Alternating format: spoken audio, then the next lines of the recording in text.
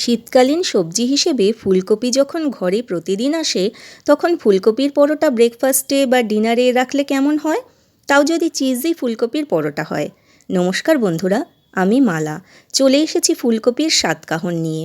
প্রথমে কিছুটা ফুলকপি আর এক টুকরো আদা গ্রেট করে তাতে ধনেপাতা কুচোনো, লঙ্কা কুচোনো, হলুদ গুঁড়ো, লঙ্কার গুঁড়ো, নুন, কালো জিরে, জোয়ান দিয়ে আর একটা চিজ কিউব গ্রেট করে দিয়ে ভালো করে মেখে নেব।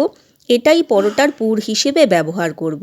এবার আগে থেকে আটা মেখে একটু বড় করে লেচি কেটে তাতে পুরটা ভরে চৌকো আকারে বেলে একটা ফ্রাইং প্যানে 2 পিঠ সেঁকে নেব আগে, তারপর ঘি দিয়ে ভেজে নেব। চাইলে গোল করেও বেলা যেতে পারে, আবার ঘিয়ের পরিবর্তে রিফাইন বা সানফ্লাওয়ার অয়েলেও ভাজা যেতে পারে। এরপর পরোটার উপরে বাটার দিয়ে একটু টমেটো কেচাপ আর গ্রিন চাটনির সাথে গরম গরম পরিবেশন করলেই সবাই খুশি।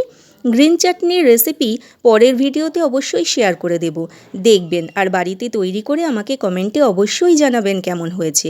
আসলে পরিবেশনটা একটু গুছিয়ে করতে পারলেই যে কোনো সহজ রান্না কিংবা খুব অল্প রান্নাও আকর্ষণীয় হয়ে ওঠে, আর খাবারটাও খেতে সবাই বেশ এনজয় করে। আমার এই চিজি ফুলকপির পরোটা রেসিপিটা ভালো লাগলে প্লিজ সাবস্ক্রাইব করে আমার পাশে থাকবেন। ধন্যবাদ।